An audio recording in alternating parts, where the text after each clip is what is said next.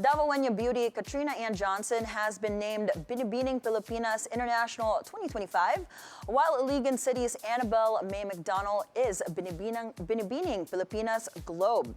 These queens, with a rare mix of sweet charm and sharp persona, are easily some of the most interesting queens produced by the local pageantry. We now catch up with both Katrina and Annabelle via Zoom. It's a beautiful day, my queens, Katrina and Annabelle. Good morning. Good morning. Thank you so much for being on the show, Katrina. Congratulations on winning Binibining Pilipinas this year. Now, I understand last year you were first runner-up, and this year you won. What did you do differently this year to bag the crown? Ooh. I think in terms of what I did differently was trying to really find like that newfound sense of confidence within myself. I think both of my journeys in 2023 and now have really been about just growth and learning more about myself and making sure that, I am not only representing myself, but deepening my purpose as an individual as well. And I learned so much during that 2023 stint, but I knew that deep in my heart, I had more to offer and I knew it wasn't quite my time yet. So, this year I came back. I wanted to give it one more shot. I felt like I had grown enough as a woman and I was in a space in my life where I would have wanted little Katrina to see someone like me on that stage. So it was more so about me coming back and reaffirming that commitment to the org and wanting to serve with just a greater sense of depth and I guess authenticity. Yeah, I love the story of your journey. Obviously, it's inspiring, especially coming back and coming back even stronger. But that now leads me to Annabelle because, first of all, congratulations to you as well for the achievements you've had for this particular pageant. When you take a look at your own journey, though, it is not necessarily a storybook one. I mean, I think it is fair to say, especially when you look at your humble beginnings to where you are right now. And when you take a look back at where you came from and also realizing where you are right now, I mean, has this achievement in particular really put all of that under the microscope and I guess given you a better appreciation of what you all have right now? Oh, for sure. I mean, I think that because this level of success took its time and it took a lot of grit and effort to get to this point. Oh, yeah, for sure. It definitely makes me even more grateful for not just the wins, but just for the opportunities, whether they work out or not. Um, to be given a chance to grow and to become who I would always have wanted to be 10 years ago. It's an immense blessing. And all the more as I compete, this year, this October, actually, this October 15, at the Miss Globe representing the country. It's a dream come true and it's a responsibility that I definitely don't take lightly. Yeah, I want to dive into that just a bit more, talking about your own personal journey, because Annabelle, if I'm not mistaken, your advocacy here is for children's causes, and I can only imagine just how your own personal story convinced you or really propels you to advocate for that. How does that all connect in you? Well, right. You're exactly right because by the time I was 15, although I did enjoy a normal, relatively happy childhood, by the time I was 15, we fell on really hard times, and it was so it was incredibly difficult to access legal help, legal care, excuse me, and social services. For as a 15-year-old, and on top of everything else, just talking about your own experiences and sharing your struggles as a 15-year-old. I was even shocked by how discredited and dismissive social workers and people in general were. I think it took me to win my first beauty pageant title at the age of 17 for people to finally give me some space to tell my story and not have it be dismissed as an act of oh, it's just her rebellious teenage phase. No, it was not. It was really hard, and it wasn't something that I chose to suffer from. And so I thought to myself, well, at least I have a community, because I'm Lasalle and I spent my entire education up until high school in La Salle Academy. At least they gave me a sense of community, a very strong sense that I had a second family at school. And so at least I had that. And my guidance counselor, who then became my ninang through confirmation, Ninang Raquel Santos, she was the one who gave me the idea to even apply for a scholarship in the first place for college. Because at that point, while I didn't necessarily saw myself as living that life for its entirety, college education, and all the more getting it from De La Salle Benil, it seemed like such a far off dream. It didn't seem that I could achieve it because I had spent years just being dismissed and being at the peripherals of the equation, or the predicament I was in. And so I promised myself that I would work towards making sure that no child has to suffer the way that I did. And that's why I'm so passionate about creating visibility and hopefully, throughout the year, raising funds with my sister queens for Save the Children Philippines, because I really felt that as an advocate, they were really for and with children. Yeah. They really, from community group discussions with children and their parents, it really starts at the grassroots level, and the way that they make policies, or rather they make solutions to the problems, they really involve the community. And so it ensures that this sense of disenfranchisement doesn't continue, and people themselves, children themselves, get a say and get involved in the Yeah. solution as well. So Annabelle, I just want to jump in there because I love that message. Of course, as a fellow Lasallian, I can totally relate. But when you talk about the dreams coming true, Mo, I mean, like, we talk about the dreams as well of Katrina, because Yeah. it's just really interesting because it's a shared dream for her. Exactly, because I'm not sure if people actually know this, but Katrina, joining Binibini was actually your mom's unfulfilled dream. So how was it like during your pageant journey, knowing that this was your mom's dream? How did she help shape your journey? And what does it feel like now that you've actually achieved it? Yeah, I think that's one of the reasons why this is all so surreal. My mom joined pageants here and there when she was younger, and it was always like such a far-fetched dream because she grew up in the province, in Davao del Sur. So parang to be able to go to Manila and compete on the Binibining Pilipinas stage was just, light years away. And unfortunately, due to her circumstances, she didn't grow up in a very privileged household. She was the first person in her family to graduate college. So she had to look for means to provide for her family. So she had to kind of put that dream aside. And eventually, when I grew up, I kind of fell into pageantry on my own. Mm-hmm. And she never pressured me. She never said, "Oh, you have to go for Bini." I had brought it up one day where I was like, "Mom, you know what? I think I want to one day try to screen for Binibining Pilipinas." And that's where she was like, "Oh my gosh, anak, that was my dream when I was your age. Like, go for it. If that's something you want to do, like, I support you wholeheartedly. Basta, you graduate college muna."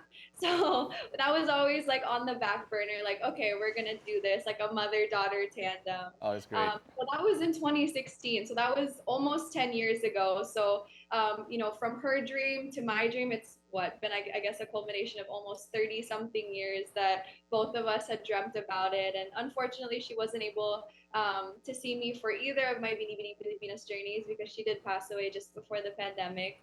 But that's why it's meant so much to me to make sure that I include symbols and pieces of her in both of my journeys. So the butterfly symbol, because she did tell me she would come back and support me as a butterfly. I've always had that with me. I've even incorporated pieces of her actual like dresses, clothes that she wore before that have meant a lot to me. I've either made it into something else or included pieces of it here and there into other OOTDs that I've worn. So it's made the journey all the more fulfilling, I guess, because in and of itself, to have a dream in your heart for almost 10 years and then to know that your mom also wanted that for herself as well and wanted that for you, it's so surreal. I don't think it's something that I can fully grasp at the moment. But again, it's something that I am so eternally grateful for because it's really such a once in a lifetime experience. That's incredibly sweet because it does take a village, and the village sometimes is at Yeah. home, right? So first of all, congratulations on that, and for fully honoring your mom in every pageant that you've done, and I'm sure moving forward she'll still be honored. But I also want to talk about your advocacy as well, because you are a licensed pharmacist, a certified clinical pharmacist, and your advocacy is healthcare access, which a lot of people probably take for granted, especially if you're more well-moneyed. But then for the general public, that's not necessarily the case. I mean, why is it so important to you? Well, truthfully speaking, if we're being frank, I believe that healthcare is not a luxury. It's a human right. It's unfortunate that our situation is that it is more so a privilege for those who are wealthy rather than something that is equal access to everyone. So I really do advocate for universal healthcare.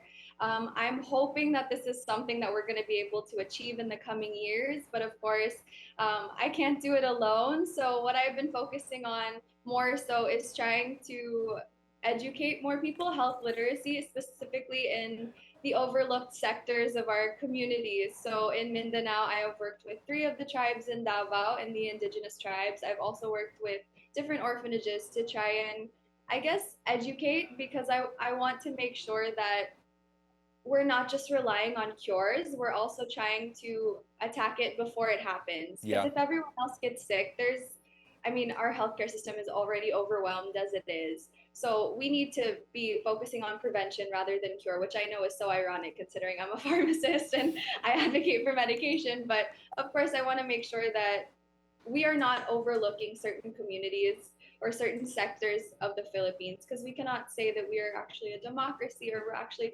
rooting for healthcare, rooting for the well-being of our society if we are not advocating for the Philippines as a whole. So it's been really fulfilling. I've been working with different charities in Mindanao since 2016, and I promised myself that when I did graduate and when I passed the board exam, I wanted to be able to do more. So it's been so fulfilling to even be able to do that, advocate for health literacy, to go to orphanages, to teach little children about the importance of eating healthy, staying right, nourishing your body, proper hand washing. Mhm. These are things that we can take for granted, but it makes such a difference in their life. Because if we think about it, if we're setting themselves up with the tools that they need in order to keep themselves healthy, when they grow up, they're able to pass this down to their children, they're able to pass this down to other people that they meet, and hopefully they're going to be taking the precautions that they need in order to be responsible Filipino citizens and hopefully our future advocates of healthcare in the future. Yeah. Now, ladies, you guys are so inspiring. We love chatting with y'all. Like I said, and Paulo mentioned, we can literally talk to you guys for an hour. But before we wrap up, I want to ask both of y'all a quick, lighthearted question. I guess, Annabelle, we'll start with you. What is one thing people don't know about you, like a fun, quirky fact about you? I guess it doesn't show now, thanks to Gold's Gym, but but I love food.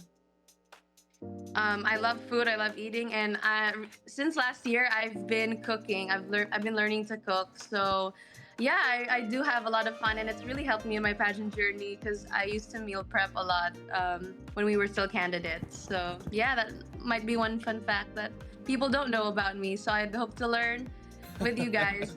Can I just say, Annabelle, I love that you said that you love food, because when Monique, my partner, was doing her pageant journey, the first thing she did as soon as Miss World ended was she started eating like never before. No, I literally Oh, yeah. went in my gown to a fast food restaurant and ate a bucket of chicken. So food is life. I totally understand. Yeah, of course. Katrina, how about you? What's something that we don't know about you yet? I agree with Annabelle wholeheartedly. Food is life. I love baking. I know how to make my own cakes. So since the pandemic, I've been making birthday cakes for myself and my friends. But I think something that shocks people more often is the fact that I'm a dog mom of 13. 13? Oh my goodness! They are all with me. Yes, 13. You heard me right. They're all here at home with me, and that's already overwhelming in and of itself. But there is a mix of senior dogs, disabled dogs, and Aw, rescues. you're living my dream. Yeah.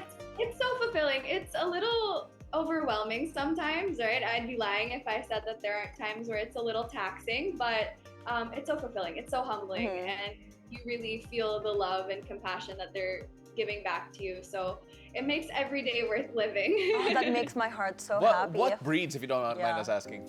I have 12 Shih Tzus and 1 Golden Retriever. Oh, the Shih Tzu guy I have, over sorry, here. I have like 6 Shih Tzus. So I'm So you're halfway there. I'm halfway there. like if my family hears this interview, they're gonna be like, no more. But Paolo's for sure gonna show up and check your Shih Tzus out. oh yeah, 100%. But yeah. Annabelle, if I'm not mistaken, because I want to turn to you, you were also a campus journalist as a features writer in the Benildian, and just want to just to test out your journalistic chops Oh, because here we we are on a go. news channel. Here we go. If you were to write a headline about your own personal Binibini run, what would that headline be? The underdog comes out on top. Iligan beauty queen bags a crown at this year's Binibining Pilipinas. She was She so was ready. prepared. There was no pause at She all. was ready. Wow. I thought you were gonna take like a Set up the second. bar, right? Because the shorter the headline, the better. Oh, that's good. I like Alright, it. You're gonna get job interviews now and basically offers after She this. could take our job. I used to do radio also. I used to host and write for my own radio All right, program. come on over, Northern girl. Mindanao. So, yeah. Now, Katrina. I want this underdog to meet the 13 dogs of Katrina. I only met one so far. You've only met one. Okay, 12 to go. 12 to go. You know, we could all have you all here. With the dogs. Can we have the 13? Yeah, Katrina, you're not allowed to come here unless you bring all 13. That's the rule. And Okay. Annabelle, you have to bring one of your food that you cook. That's the new rule now. Okay. Oh my gosh, this is Biryani. that would result in the most chaotic show that we can No, have but in the you morning. know what? A lot of people don't know about Katrina too. I was like, because I also want to flex. I know Gamay Bisaya only. You learned Bisaya, right? In like 5 months? I did. So that's one of the things that is so heartwarming about this year's batch of queens is 3 out of 4 of us are Bisaya. So it's really nice to have fellow Bisaya queens. But yes, so I went to university in Davao, and of course I wanted to learn the dialect because I knew that obviously people would feel more comfortable speaking in their mother tongue, and I wanted to get the inside jokes because you lose the meaning, you lose the essence when you translate it into Tagalog or English. So I wanted to be a part of that. So I started out with eavesdropping on my classmates, trying to figure out if I could. Yeah, it's shameful to admit, but that's how I actually started, where I was listening and I was like, I'm trying to see if I could understand the chica. And eventually I kind of was able to piece together certain things. And one day after it was the beginning of the first semester, they had said, okay, Katrina, tell us a story, but say it in straight Bisaya. And I was like, guys, I really don't know. And they're like, just try. And I said the story and they're like, kabalamanay ka, you already know how to speak Bisaya. And so since then, I have not stopped speaking Bisaya a day in my life. You know, can I just say, I love how this all started kasi Marites si Katrina. I know, right? She just wanted to eavesdrop. Because she wanted to eavesdrop and all of us are like, huh, what are they saying? Yeah, and she wanted to make sure nobody's talking. That is the most And saying Pinoy anything thing bad about I've her. heard. Natuto ka ng dialect para na makichismis. I wanted to be in the loop. I didn't want to be left out there. I wanted to know the tea. That is so I good. love it. Let's hear nga how good your Bisaya is. Katrina, give us a sentence. That's so and hard. No, how would you Okay, sige, go. introduce? No, we asked Annabelle a while ago to write her own headline. How would you introduce yourself this time In Bisaya. How would I in introduce Bisaya? in Bisaya? Siguro, ako si Katrina Johnson, taga Davao man jud ko, taga Mindanao. Very proud man jud ko na taga Mindanao man jud ko. Siyempre, gusto man ako ipakita sa tibuok kalibutan kung unsa jud ta ka-talented, unsa ta ka-guwapa, siyempre unsa ta ka-butan, inside and out. You got that, pal? She just made You us got number 1 show in the Visayas Right? region. Dahan, salamat! Pero grabe talaga. I mean, That was I love cool. talking to you girls and the connection that you girls have brought out here because, to be honest, Mo would always tell me about the fact that the sisterhood is real when it comes to the runs of the pageant because the support level that you have for each other is at another level. And I know for a fact, because Annabelle is Lasallian, that she is also very friendly and very out there. I'm so sorry, but we really are. But We really are. we really are. Especially you're from Benild. I studied across the street.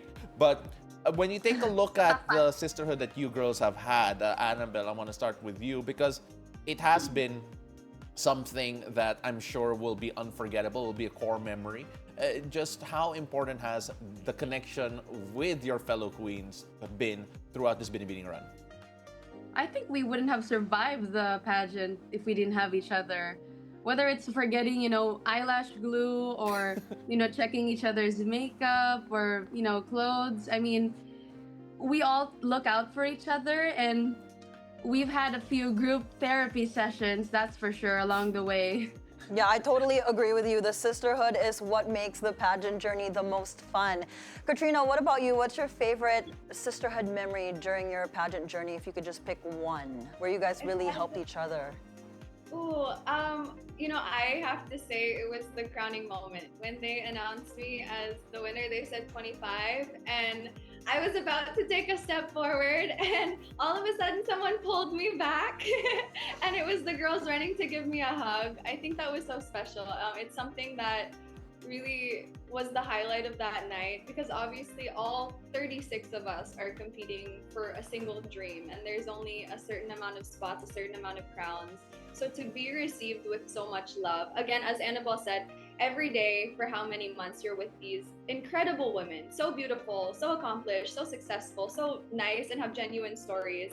So the fact that they were willing to receive that open-heartedly, to give me so much love and celebrate my win as their win, I think that is pretty much the epitome of the Binibining sisterhood, right? Women supporting other women, being genuinely happy for their wins, and celebrating that with kindness and love. Yeah, it was beautiful. It's one of my favorite moments. I get emotional thinking about it. You know what? Thank you so much to both of you, because you girls were so honest and so open, and we love the stories, both of them respectively, so special in their own way. We can't wait to have you here live in studio, because we're going to have 13 dogs, one on underdog, coming in as well. And it's going to be one of the loudest shows that we've ever had. It'll also be Party in Bisaya. Yeah, Party in Bisaya, and we'll have lots of food too. So we really can't wait for you guys to come, and make sure you guys are in the studio. Yeah. Yes, of course, we'd love to. See you guys soon. Yeah, see you guys. Thank you so much again for taking the time out of your morning to talk to us. It is indeed a beautiful day because you guys are with us. Ladies and gentlemen, that was Binibining Pilipinas International, Katrina and Johnson, and Binibining Pilipinas Globe, Annabelle May McDonnell. Daghang salamat. Thank you for having us. Thank Good you so morning. much.